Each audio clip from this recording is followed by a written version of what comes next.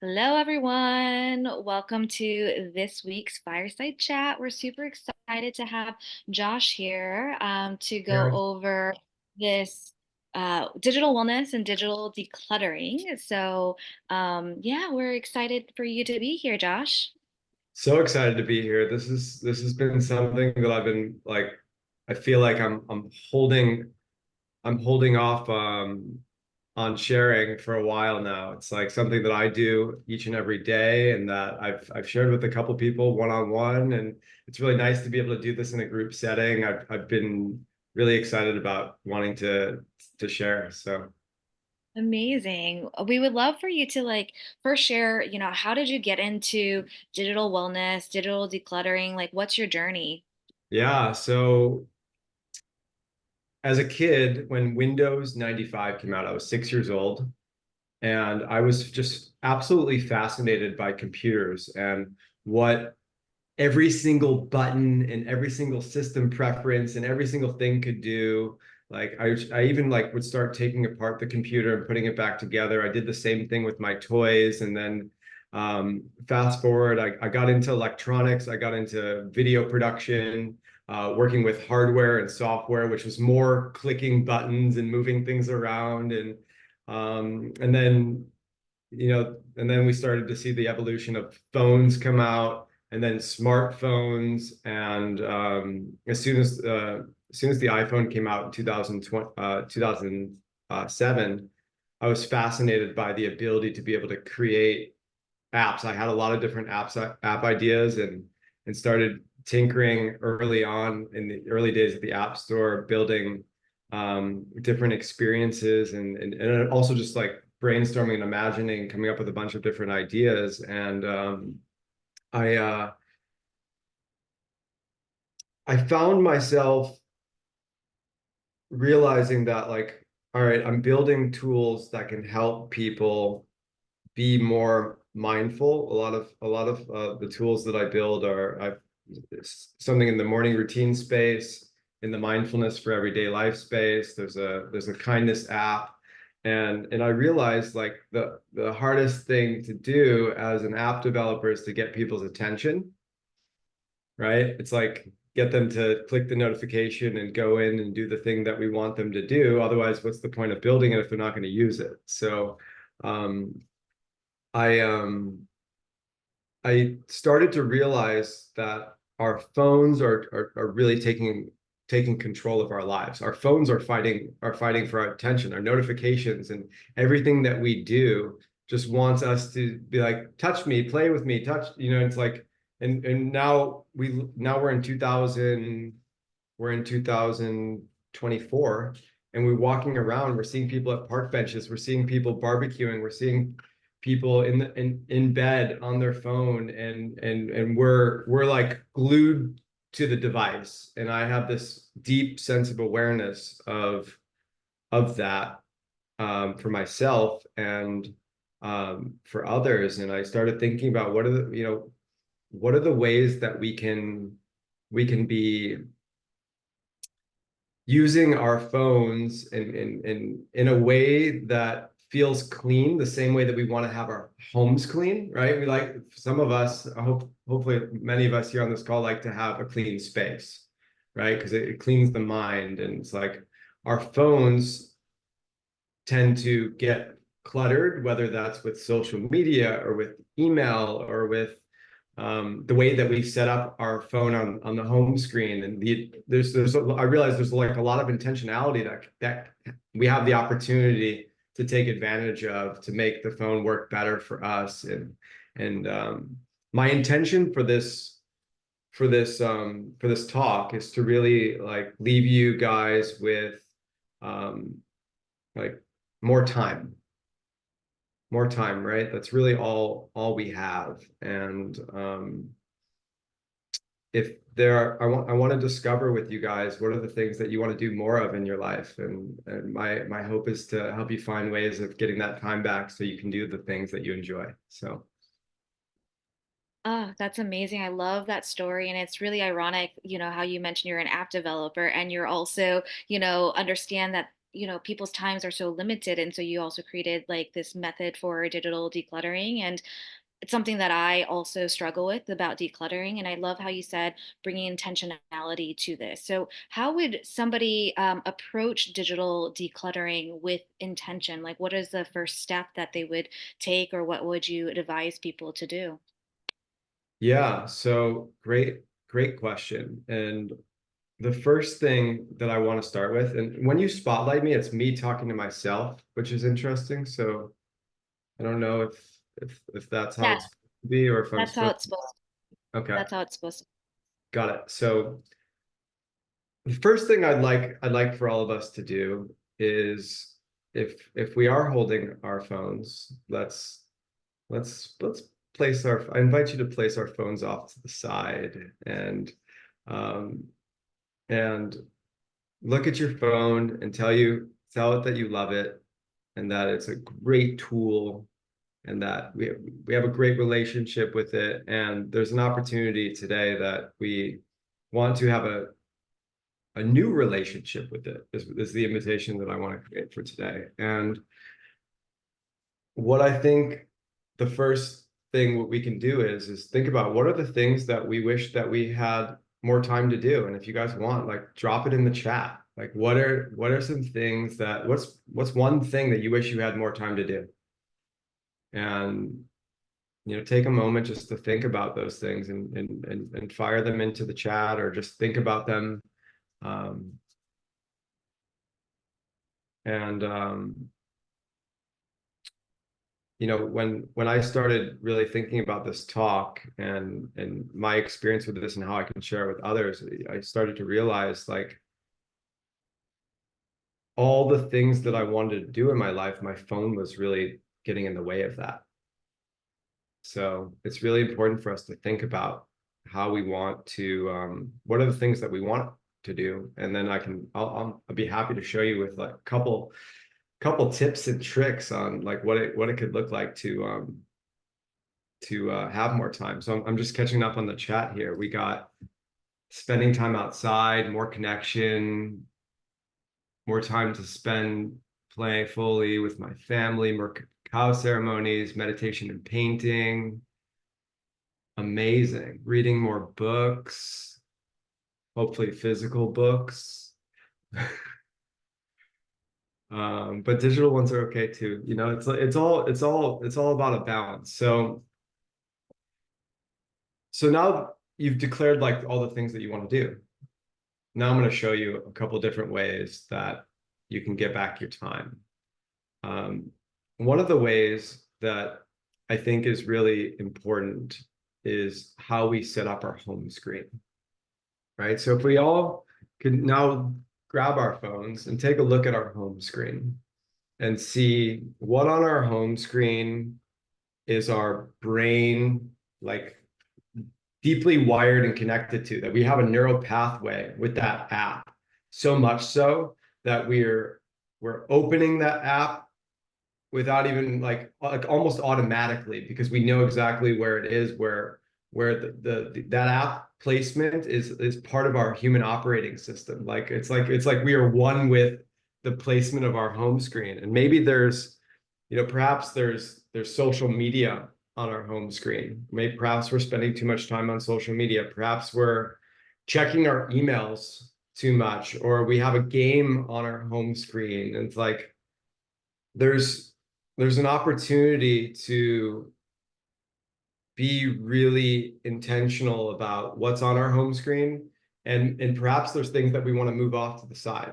And perhaps there's the apps on our phone that we wish that we were using more of. It could be like, meditation app, or breathwork app, or, some sort of journaling, or, you know, like TED Talks, or, something that, like, is going to bring you the thing that you're looking to do more of on your phone. I think it's important to say that our phones can provide us a lot of joy and happiness. And um, for me, I removed social media off of the home screen. And then I noticed that I started to try to find the app on the second page. And then I decided to put it into a folder on like the third page and bury it. And then I decided to make it so that that app can't even be searchable on our phones. And then if you go into I'm going to share my screen for a second. Like we go into,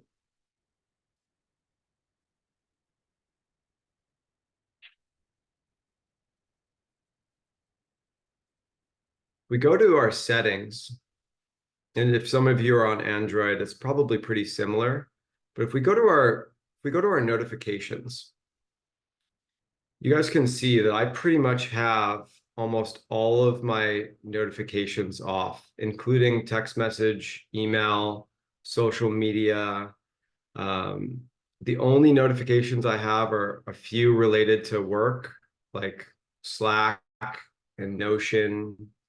I have some notifications on for like I call them like my nutritious apps.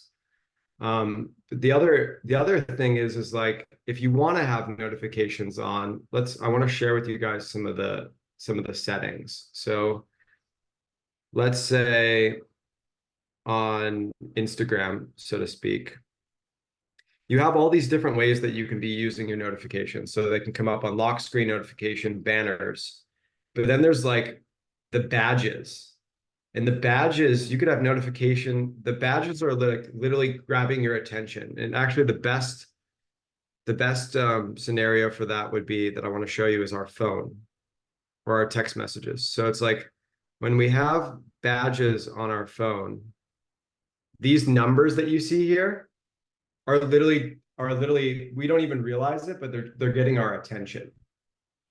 And if those numbers are not zero, they're they're saying click me, click me, click me. So what I like to do is the ones that, like for messages, because we're always getting text messages throughout the day.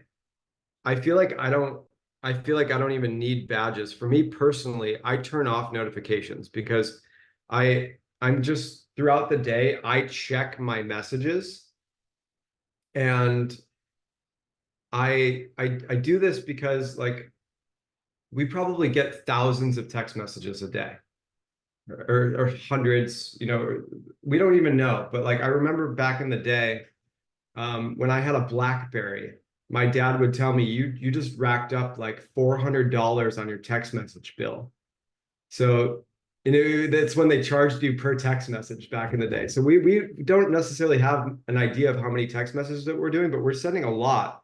And if the notifications are coming off all the time, this our phone vibrates, our screen lights up. And what the name of the game is to try to eliminate that as much as possible. Our sounds going off, our vibrations going off, um, our screen going off. And you also see here on my home screen, I have folders that are affirmations like I am wealthy, I am learning, I am creative. And that has been really helpful to be able to have that organization. And um, there's some other like really cool things that you can do where like you can. Does anybody on this call use or actually before I go into that, are there any questions? Can Does you anybody? go ahead and show that one more time? We had a question about turning off the badges and what badges are.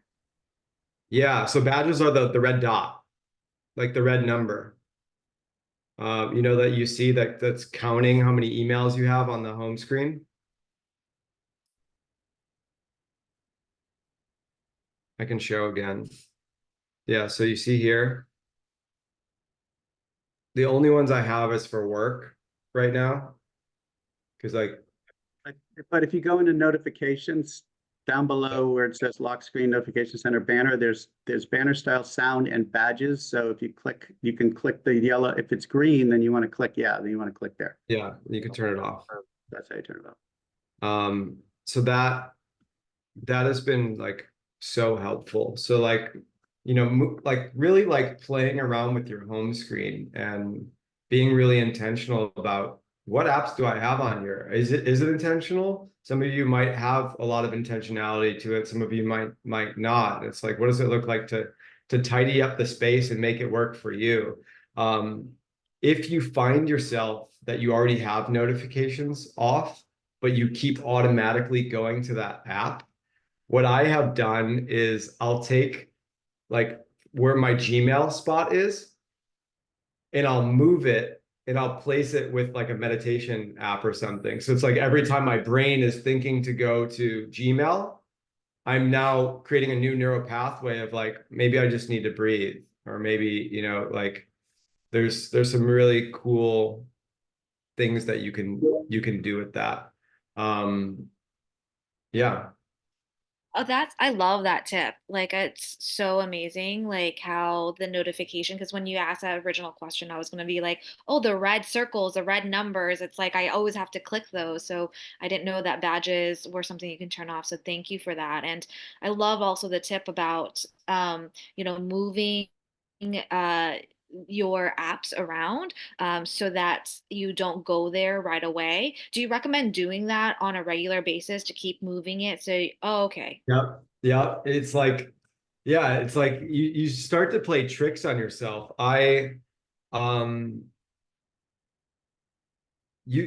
sure like I mean I watch I watch people use their phone now that I started thinking about this like over the shoulder, and so it's like you open up the phone and you check your Instagram, you check your text messages, you check your email, and you're just like, it's like an autopilot in a lot of ways where you're just like opening these things because you know exactly where they are and they become a habit. Um, Shell, you're saying I don't have those issues, so I don't see the need to mute or change that, especially if there's an emergency. What do you do then? Um, so you don't look, everything that I'm saying is like a personal preference. Um, with I feel like when people want to get a hold of you and it is an emergency, they're gonna call. And I don't have notifications turned off for my phone. Like I let my phone ring and go off, and people can get my attention. I just personally have noticed that texting has gotten to a place in 2024 where everybody thinks that they could have each other's attention in real time. And there are ways that we can prioritize people and notifications for those to come out. So if there are specific people that you want to text you and for the notifications to go off, you can actually do that. There's a setting to do that. Um, does that help, Shell? So what is, I know there's like an emergency setting, right? That if somebody needs to get through, Yeah. how does that work? An emergency setting if somebody needs to get through. I mean, if they're trying to get through and they want to call you, they can. You just answer it. What if So they don't answer? But what if they're, let's just say, not answering and they have all their notifications off? Then what can happen? I mean, I don't know. That's such a good idea. So, that's a great question. I think we're going to focus this more on how to declutter and like take what you can utilize. And then if you don't think that it's a great idea for you, then we're going to, you don't have to do it. These are just some tips and advice. And I want to, let's keep it a little bit more broad, if we can, so that we can get through. If you have other questions, that are more specific, we can also. Well, yes, I do have another question. So if a whole generation decides to declutter and their parents are trying to notify them and there's an emergency, that's not a good thing. So I think gotta like have a little bit of give and take. And I think that's pretty broad. agreed. Yeah, that's a great point. But I think that's something that to have a conversation with your loved ones on how you want to be notified as well, and so and work that piece out. Yeah. Oh, sorry, go Can I ahead. just say something on that? So the interesting thing is like back in the day before phones, you know, there were emergencies and things would, come up, and we'd find ways of dealing with it. And then there were phones, and then we were calling a place, not a person, right? We were calling a landline connected to a home, or a landline connected to a car phone. And now, like, ever since the evolution of smartphones, yes, we have so much access that it's um it's hurt in a lot of ways. It's hurting people, and I'm gonna talk a little bit more about that eventually. But like, it's it's the whole point of this talk is to really find ways that work for you based on what I'm saying, that can make that can allow you to think about ways that you could be more mindful using your phone. I'm not saying that you need to turn off text messages. It's the invitation of like, and I see that Raquel is saying like using do not disturb is amazing. There are times where we really need to disconnect, and we can't be in fear about emergencies and everything. It's just so important for us to take care of ourselves. Why don't we talk a little bit more about, how digital decluttering has helped improve your mind, and that's what you were talking about, and help improve, Yeah. wellness in general, and how you were able to reclaim, your time and your mental health by doing these types of detoxes. Yeah, so I mean, for me, at one point in my life, I had email notifications turned on. Email, like, and we get emails like every couple minutes, and my phone would go off and take my attention. And um, yeah, I started to realize that our phones can work for us or against us in a lot of ways. And I noticed that I was becoming like really overly addicted to using my phone, to the point where I wasn't as um, I didn't have as great of a relationship with myself. It almost seemed like going on my phone a lot was an escape, was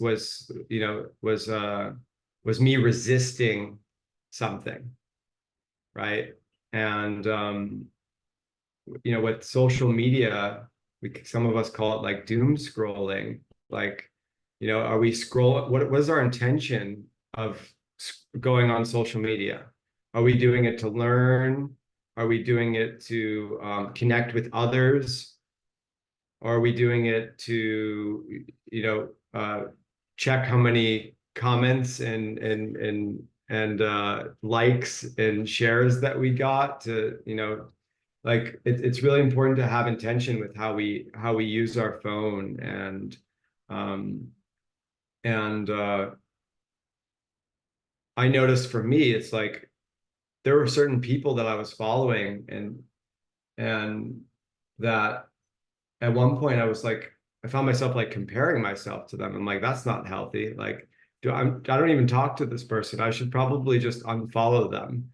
Like or like there are people that like I haven't talked to in years, like 15 years, that I was following for like no reason. So there was a decluttering that I started doing with what was actually showing up on my news feed from my past life, that I never actually unfollowed, and it based on who I am today, and how the information that I want to receive while scrolling on my phone. I really did like a spring, we're now into like the first week of spring, and did a spring cleaning of my social media, and did a spring cleaning of the apps on my phone, and did a spring cleaning on what are the notifications that are taking my attention, and what are the apps, and how are they placed, and how are they taking my attention. So and when I did that,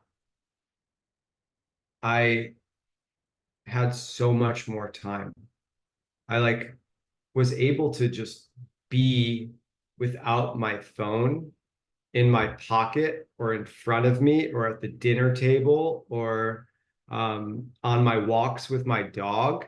And I was able to start having a better relationship with my phone so I could live without, so I could just be without it. Like I can go to the beach that's, you know, like 3 minutes from me and get into a car and feel okay not bringing my phone.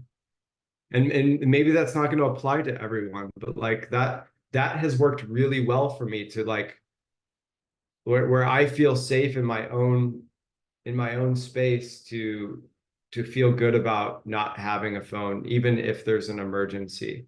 Um, there's the most important I think the most important thing is ourselves. We got to take care of ourselves first. And I noticed that my phone was really taking away from the enjoyment of my life. And you know, and now when I go outside, I'm able to like see the birds, and I know what birds they are, and I know what kind of trees there are, and I'm able to like smell the grass and smell the flowers, and I just feel so much more present and deeply rooted. And it's yeah, it's very nice. I love that. I think that's so important to take time away from your phone. I do that on walks. I leave my phone here and I just go on a walk without like taking my phone, and that's very freeing. But then there's the other side, like you said, where it's the mindless scrolling, and I tend to do that at night. And so, like, how do you recommend breaking from the Mm. cycle of, the dopamine hit that it gives you?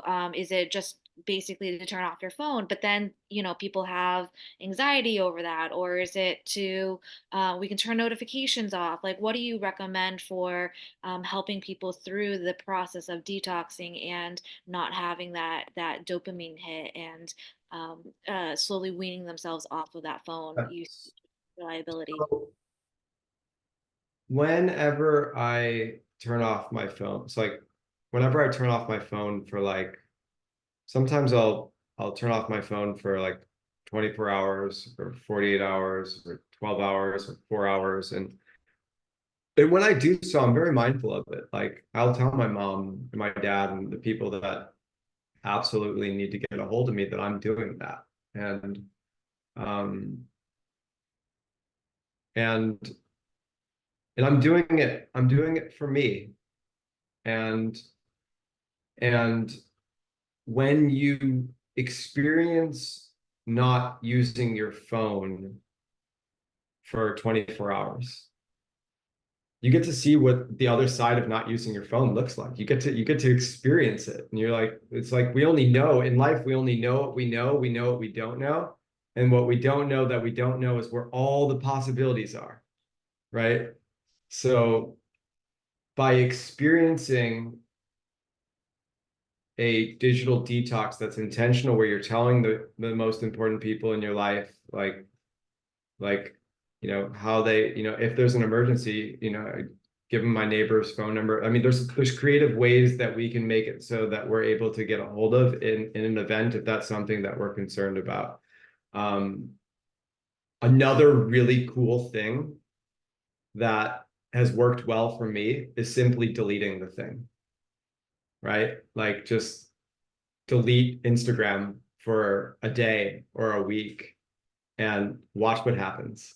Like look at your screen time on your phone and like in your settings and see which app is, if you go to settings, you go to screen time, you'll be able to see which apps are taking up your most precious time.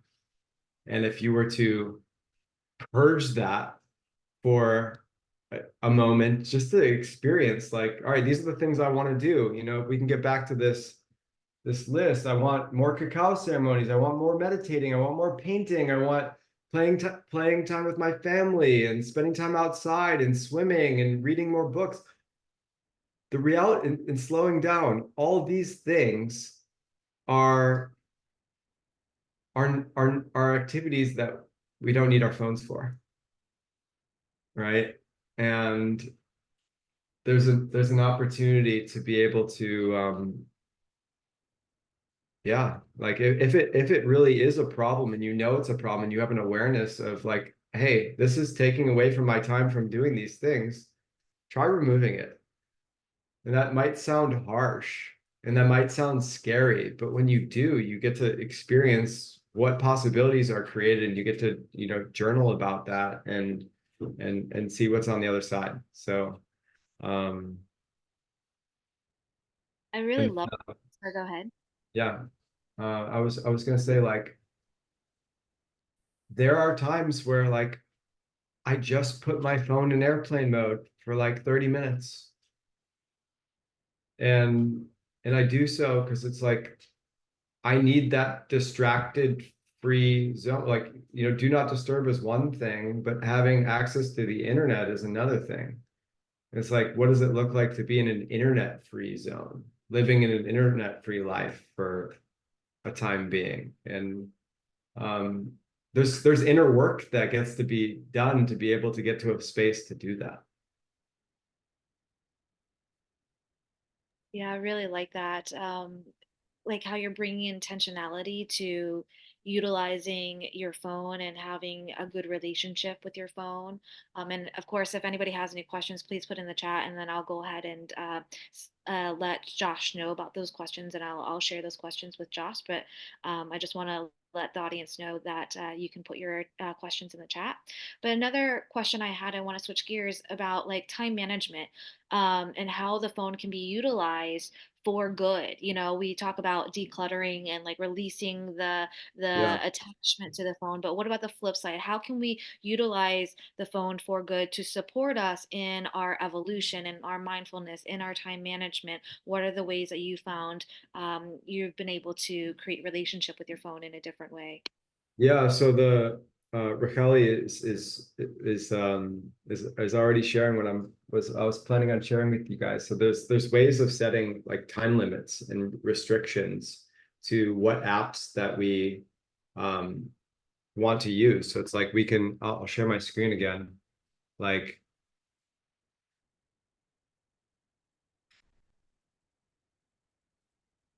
and this is amazing, Raquel, that you do this.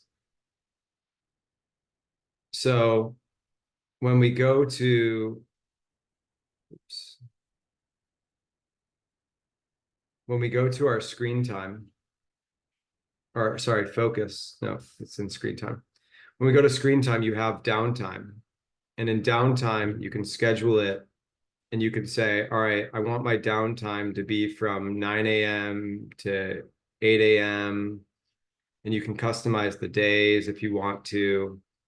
And that downtime will basically choose what apps are allowed and what apps are not allowed at certain periods of time. And what will happen is your phone will get, the apps will be like grayed out, and you'll click them, it says you're in downtime. So it's actually like you could say, all right, but I need it for a minute or I need it for 15 minutes. It's not stopping you from doing it, but there is somebody, like, it's your own little coach, be like, are you sure that you want to use this? You said that you don't want to use this. And it certainly helps. So you can choose what apps that you want allowed and what apps you don't want allowed during your downtime. So that is super helpful. And then you could also have app limits. So for me, Instagram, 20 minutes a day. So after using 20 minutes of Instagram, my phone will pop up and say you've reached a time limit. And you could add limits for any of your different apps, which is really nice. So it's like maybe there is a game that you like to play that you'd like to play, but maybe you're playing it for 2 hours a week. Um, so what does it look like if you're playing a game for 2 hours a week? What does it look like for you to play for an hour and a half? Right? That's 30 more minutes that you can be spending that time connecting with others, spending time outside, reading a book. It's about the incremental change, right? I really love that downtime. I've used I never knew about that, but I've been using the lip time limit. But then when it comes up, I keep on saying, oh, ignore the time limit. So I need to be better about actually sticking with Well, yeah, your brain just starts to get used to it. And it's like same thing happens to me too. It's like they're, yeah, it's like you get trained on it, and then it ends up not working. And there's actually some tools that I'm seeing developers build, and some stuff that we're working on that will hopefully in the future be able to have a little bit more of a firmer, like, no, no, no, no, no, you're not getting access to this until this time. And or at least having you like write why you want to do it before it gives you access. Like, how cool would that be? Like, if you could set an intention before you go into it. So it's like you could say, all right, I want it for 15 more minutes, but this is my intention with it. And then it's like, all right, you know what? I don't have a good intention. I'm not doing it. I really like that, adding a little extra layer and more Yeah. barriers to it. Yeah, So because it's like we just get so used to it. Like we yeah, we're the phone operating system and our brain become one. And and then we gotta try to catch it and be like, ooh, this is no longer working. The other thing that I wanted to share, if that's cool, while it's front and center, is, what are some of the ways that we can use our phone to center us, to ground us, to check in with ourselves in the present moment. So I have created like all these different alarm clocks, like, or Brianna, my fiance, put this on my phone. I love you forever. And like at 4:12, it will just go off and tell me that. Or I made this one for you guys. It's like a gratitude mood booster at 4 p.m. It's just your phone's alarm is going off to remind you to feel grateful, right? Or I have the 32-year-old rocking chair test, where at 3 p.m., the 92-year-old rocking chair test is, what am I doing in the present moment that my 92-year-old self would be proud of? Like if I'm sitting in a rocking chair, would I be proud of how I'm showing up right now in this present moment? Um, and then like just positive mindset, everything is right about you. Just like, sometimes we let our itty bitty shitty committee take over, and for us to be able to get an alarm with a nice phrase, or I have like, where are you? What does the fly on the wall have to say about your performance? Are we in the future? Are we in the past? Or are we here in the present? And um, it allows us to do a lot of different fun fun things. can you quickly show how to write? Somebody had a question about how to write the stuff underneath your clock. Oh, yeah, yeah, cool. So, and I didn't realize this, I've been using the iPhone for so long, and I just realized that you could actually label it. And it's like the label is where you can type it, and you choose a label. Um, and you could choose a sound. So like my alarm sometimes at 8 in the morning is I'm Grateful by Alexia Chellin. And it just, the second I wake up, I'm using my alarm clock to get me into a state of gratitude right away, which is cool. I love that. I didn't realize you can put a different sound to it. Yeah, and you could actually you could download music from Apple Music and then make that your alarm clock sound. So I'm definitely going to have to try that. So thank you for that tip. And then we have a couple questions. Rochelle says, do you have a mantra or things that you do to help make that switch in your brain? I'm guessing in terms of turning off the apps and all that stuff. yeah, I mean, Wait, it's sorry, can I chime in actually? Oh, sure. What I meant was like these are all great tools and a lot of them I already do, and it's kind of like forcing yourself not to be addicted to your phone. But is there like a mental component to help do the switch to the positive? Like, I don't need my phone. I am good without my phone. I don't know. Just like, yeah, I can put all these blocks on my phone so I'm not doom scrolling every single day. But is there a way to like yeah. re-neural pathway my brain the other way so I'm not I'm doom so scrolling?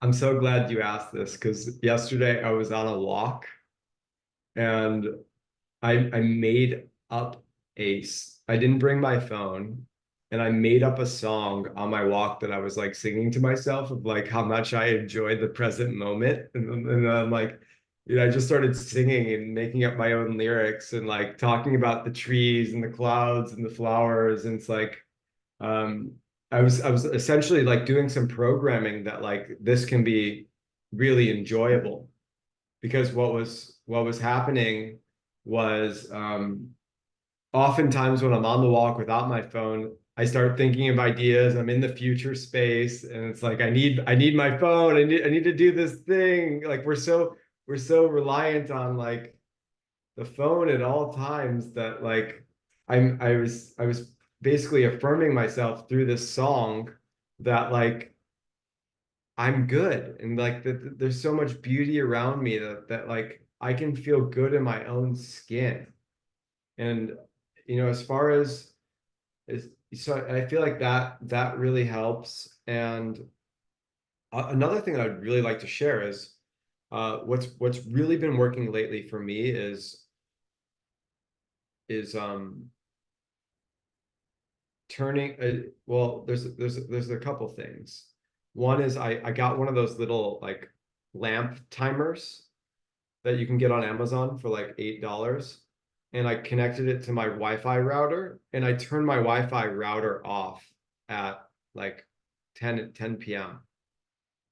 And I do it for a couple reasons, but like um, we don't have great cellular service here, but also the Wi-Fi is emitting um, electromagnetic frequencies into our sleeping space while we're sleeping. So I tend to turn that off, and then an hour before bed, I like to not use my phone.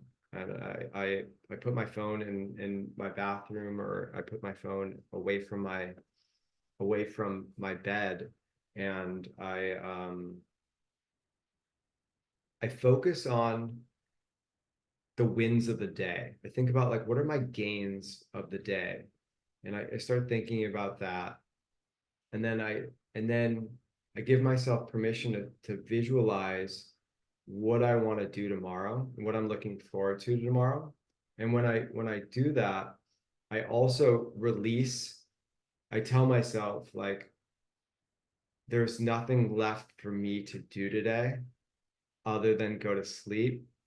All of my ideas and all the things that I feel like are left to do are for tomorrow. And when we tell ourselves that like it's okay, Josh, we're gonna get it done tomorrow, we're gonna get it done tomorrow. We're giving ourselves permission to go to sleep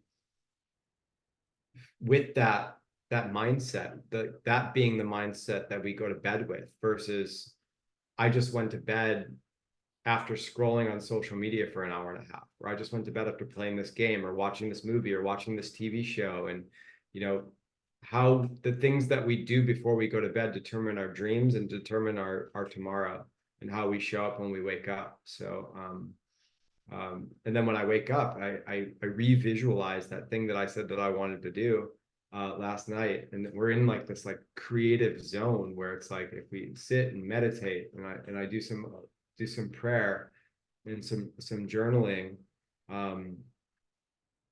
I, as somebody that makes apps for people to help themselves with their morning routine or to be more mindful, I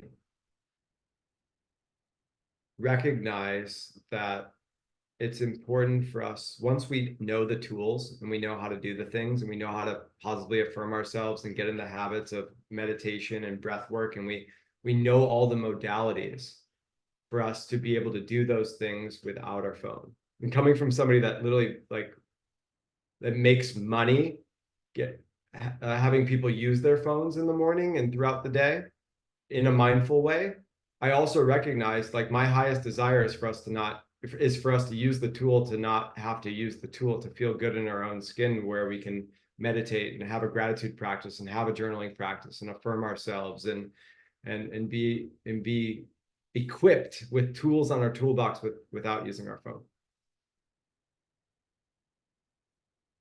I really love what you said about that, because it is like a tool that we can utilize in order for us to improve and get better, but we don't want to be reliant on it. It's like the first avenue to help us get more mindful or get more into gratitude or meditate more, but it's shifting the intention that's using that app to do that. But shifting it into allowing us to do that on our own, and it's helping us get there.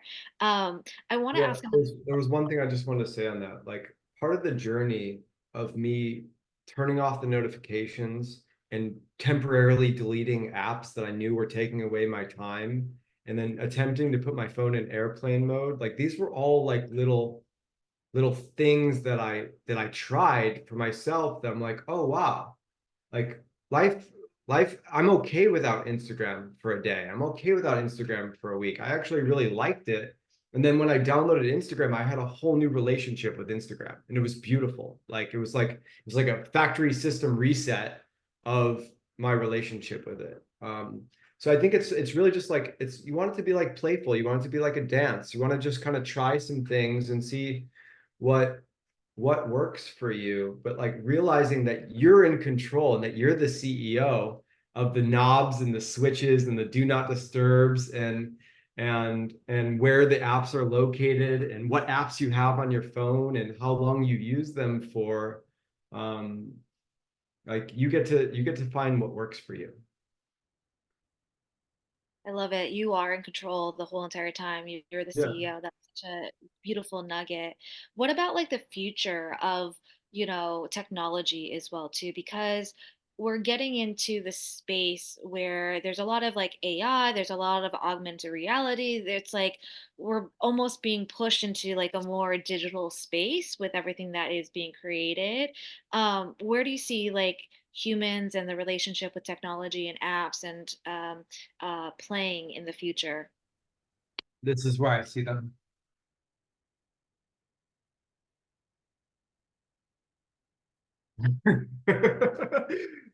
No, I'm kind of just kidding, but like at the same time, I went to the Apple store and I tried on the Vision Pro, and I thought it was super cool that we could literally, our eyes, and if any of you haven't tried it, our eyes are the mouse. So wherever it is that we look, and this is the clicker, and wherever my hand is, I can click and I can move things around, and whatever it is that I'm looking at, I can see. And from a personal computing standpoint, it's amazing. Like I can literally interact with personal computing twice as fast as I can with a mouse. However, when I wore that at the Apple store, I wanted to get it off my head. Like I wanted, I didn't, I felt like I was, and I'm never claustrophobic, but I felt claustrophobic. And I felt like I was in this like one player mode that I did not particularly enjoy. And I think that, look, we're all together on Zoom right now. This is a great example of technology for good. I think this talk is really just about balance, right? Life's about balance, and the future, especially with AI. And I'm guilty of it. I'm finding myself brainstorming with AI and coming up with new ideas and building things, and like AI has made it so like we can do even more on our phones and faster and be more creative and get more done.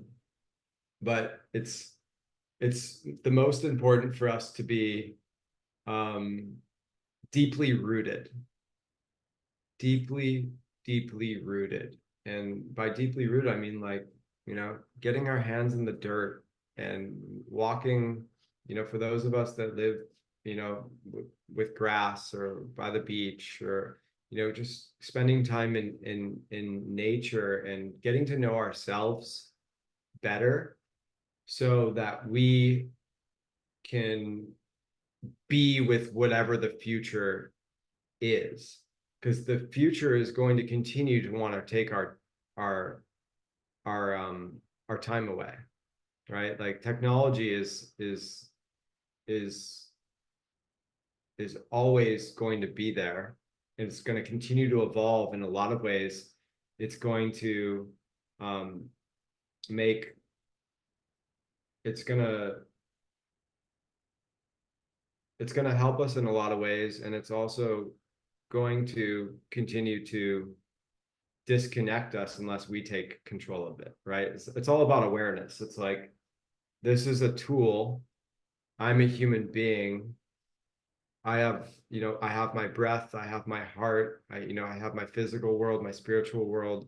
And it's like, we want to be in both worlds, and there's so much wisdom in the nothing space. So I like to practice the art of doing nothing. Right. And in a world where you can be doing everything, right? We have infinite amount of knowledge and podcasts and games and people to interact with and things to watch and see. Like, there's so much that we can be doing on our phones at all times, but there's also so much outside of that. Um and I'm hoping what the future brings is like more physical world connection times. I think what the Grateful Drafts are doing on April 27th, and having the biggest rooftop event ever and bringing people into the physical world and connecting is what I think we all want, right? We all want to be together in the physical world. And the idea of the digital world is to bring us to the physical world in a lot of ways. It's like, um, it's like I work really hard and smart so I can spend time doing nothing. And so I can, just feel really good laying out in a hammock and spending time in nature and, being on my boat and enjoying life. So yeah. I really loved this talk. Thank you so much for sharing your wisdom, and just representing everyone to their intentionality so that they get into right relationship with their phone and not having their phones or technology dictate their habits, but really taking back control and being, like you said, the CEO of their phone and their time. And so this has been super, super helpful. We really appreciate you for everything that you provided. And of course, if anybody has any questions, feel free to reach out to Josh. I know he also has, other things that he's working on and mindfulness apps and all that stuff. But we really appreciate you. And thank you so much for sharing your wisdom. So grateful to be a part of it. Thanks guys. I hope this was helpful. I hope that you got at least one little nugget of wisdom that you can take, and that you get at least 30 minutes of your time back this week. And if any of you have a really positive experience about this, or have any more questions or anything that you'd like to share, just feel free to reach out. I'm on the WhatsApp and the circle, and would love to chat more about this. So there's like 72 ways that I've come up with to be more mindful on the phone. So there's a whole lot more there. So Yes, thank you so much. We might have to bring you on for even more in depth on the other ways, since that's it seems like it's a big topic for everyone. Thank you again, and we're gonna go ahead and transition to the Olympus talk. So I'm gonna turn it over to Adar in 1 second. I'm gonna stop recording, and then I'll turn it over to you, Adar. I don't know how to. There you go. Thank you.